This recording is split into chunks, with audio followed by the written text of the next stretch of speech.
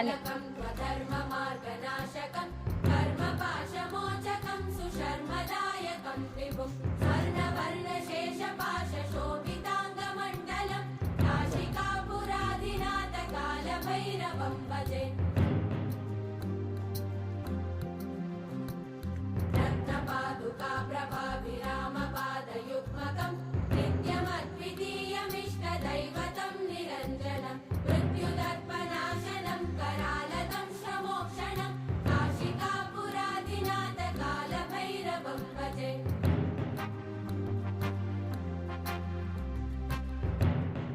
எங்கே போன? எங்கள் வீட்டுக்கு வரவே மாட்டேற இளவரசி.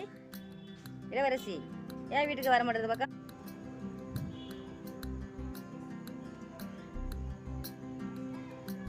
தண்ணியில் தொட்டு சார், தண்ணியில் தொட்டு சார், தண்ணியில் தொட்டு சார்.